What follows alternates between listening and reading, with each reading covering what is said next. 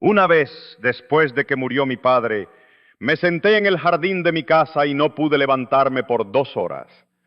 No estaba pensando en nada concreto, no estaba llorando, solo estaba ahí, quieto, como si el cuerpo no quisiera moverse. Y en algún momento me pregunté algo que me pareció extraño pensarlo justo ahí. ¿Qué me está pasando exactamente? No en el sentido emocional, en el sentido físico, mecánico. ¿Qué está ocurriendo en mi cerebro ahora mismo que me tiene clavado en esta silla? Esa pregunta me salvó esa tarde, no porque la respondiera, sino porque me recordó que soy físico, y los físicos no se conforman con el nombre de las cosas. Todos saben lo que es la tristeza, pero nadie sabe qué es. Esa diferencia importa más de lo que parece. Puedes describir la tristeza perfectamente. Puedes señalarla cuando la sientes. Puedes reconocerla en otra persona sin que diga nada. Llevas toda tu vida sabiendo cuándo está ahí. Pero si alguien te pregunta qué es realmente, qué pasa en tu cerebro, por qué duele, por qué existe, la mayoría no tiene respuesta, solo tiene el nombre. Mi padre me enseñó eso cuando era chico. Me señalaba un pájaro y me decía el nombre en inglés, en portugués, en chino. Y luego me decía, ahora sabes cómo lo llama la gente en 3 idiomas, pero no sabes nada del pájaro. Con la tristeza pasa exactamente lo mismo. La hemos nombrado en todos los idiomas. Le hemos escrito poemas. Tenemos palabras para cada variación: melancolía, nostalgia, duelo, pena. Pero nombrarla no es entenderla. Esa noche en el jardín me pregunté en serio, ¿qué es la tristeza? No el nombre, el mecanismo real. Lo primero que encuentras cuando buscas es esto. La tristeza es falta de serotonina. Lo escuchas en todos lados: consultorios médicos, artículos de revista, conversaciones casuales. La serotonina está baja y por eso estás triste. Eso no está bien, y puedo mostrarte exactamente por qué. Los medicamentos que aumentan la serotonina en el cerebro tardan entre 2 y 4 semanas en tener efecto sobre el estado de ánimo. 2 a 4 semanas. Si la tristeza fuera simplemente serotonina baja, darle serotonina al cerebro debería funcionar en horas, como darle agua a alguien que tiene sed. Si la sed es falta de agua, el agua la resuelve inmediatamente. Pero no funciona así. Tarda semanas, lo que significa que la serotonina es parte de algo más grande. Es una pieza, no es la respuesta. Decir que la tristeza es falta de serotonina es como decir que un incendio es falta de agua. Técnicamente describes una relación, pero no sabes nada del fuego. Para entender la tristeza, hay que entender primero algo sobre el cerebro que casi nadie sabe. El cerebro no reacciona al mundo, lo predice.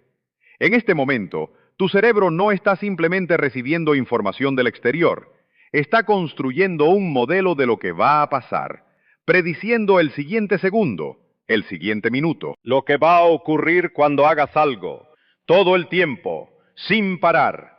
Cuando la realidad coincide con la predicción, todo normal, sigue igual. Cuando no coincide, cuando algo que esperabas no llega, cuando alguien que debería estar ya no está, el cerebro registra un error. Ese error no es neutral, es una señal que dice: algo importante en tu modelo del mundo está mal, necesitas ajustarlo. La tristeza es esa señal. No es el cerebro rompiéndose, no es un fallo, es información precisa sobre una discrepancia entre lo que esperabas y lo que es real. Y aquí es donde se pone interesante. Piensa en alguien que pierde un trabajo que tenía hace 10 años. No es solo que perdió ingresos, es que perdió una parte de cómo entendía cada día. El cerebro tenía ese trabajo integrado en miles de predicciones. ¿Qué hacer el lunes por la mañana? ¿A dónde ir? ¿Con quién hablar? ¿Qué esperar a las 9 de la mañana? Todas esas predicciones ahora apuntan a algo que ya no existe. El cerebro las compara con la realidad y registra error, error, error, error. Eso es el duelo, no es debilidad, Es el cerebro intentando actualizar un mapa que construyó durante 10 años. Yo lo sentí esa tarde en el jardín. Mi cerebro seguía prediciendo que podía llamar a mi padre y contarle algo. Seguía anticipando conversaciones que ya no iban a ocurrir. Y cada vez que esa predicción chocaba con la realidad, silencio. Registraba el error de nuevo. Pero hay algo más que quiero decir sobre por qué existe la tristeza. No apareció por accidente. Existe porque fue útil.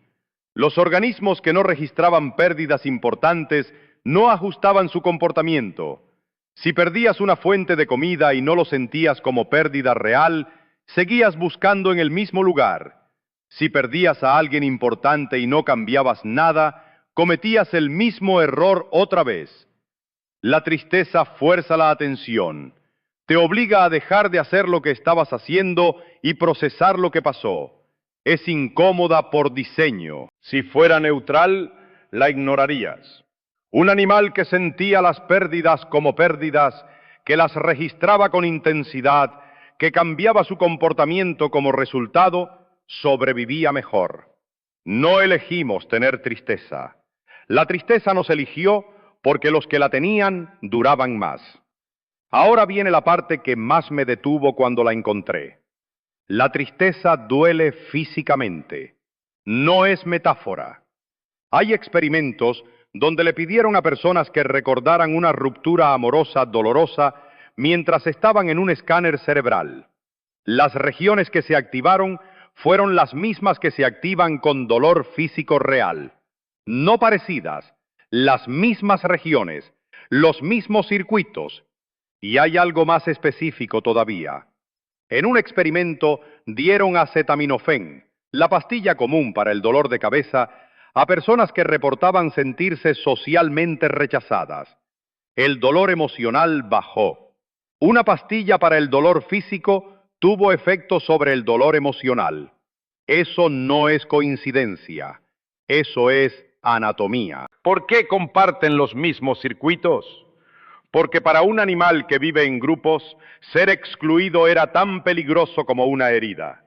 Un humano solo en la naturaleza no sobrevivía. La exclusión social era una amenaza real a la supervivencia.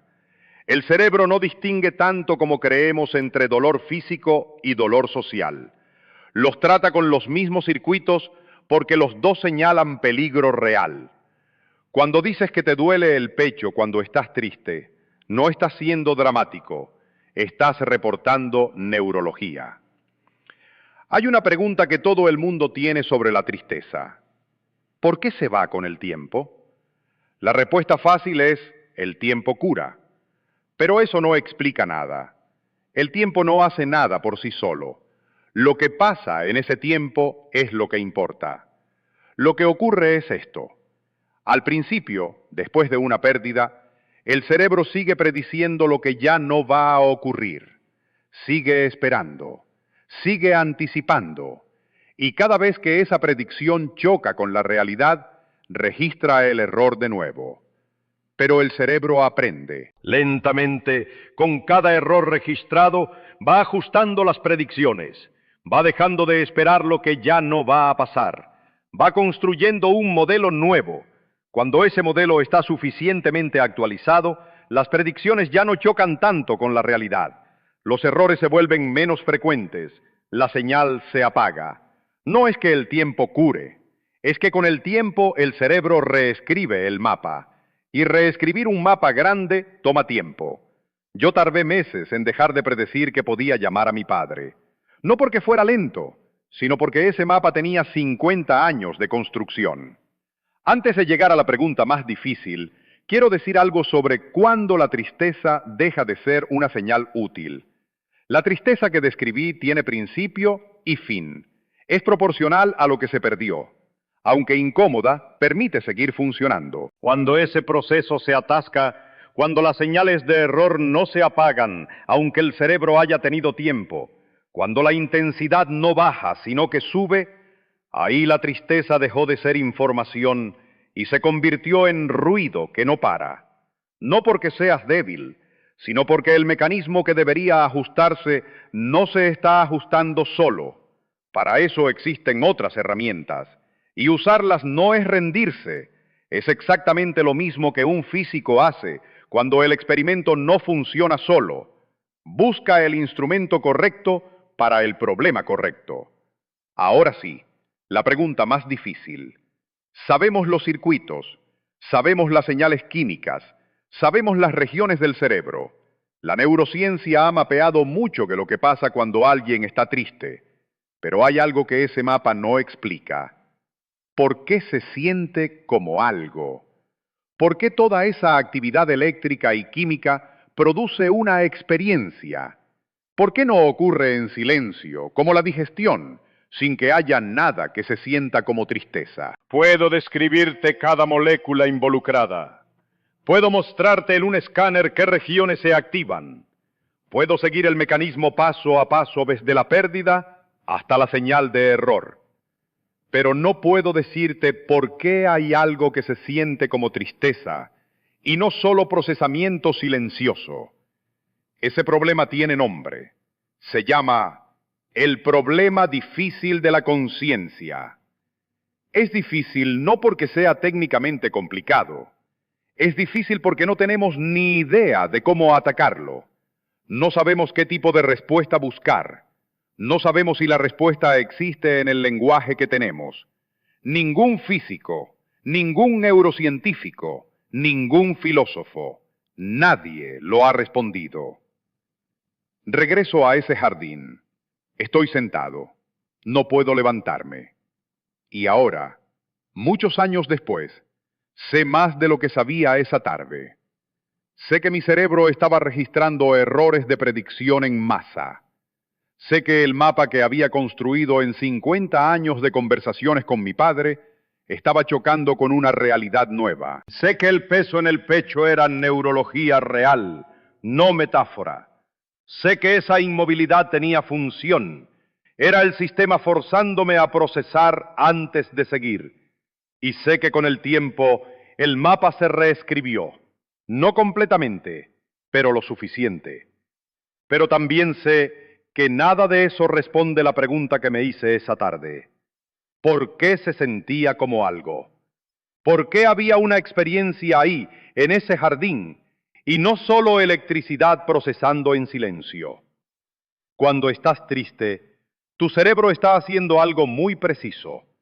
Está registrando que el mundo no es como esperaba. Está reescribiendo un mapa construido con todo lo que has vivido.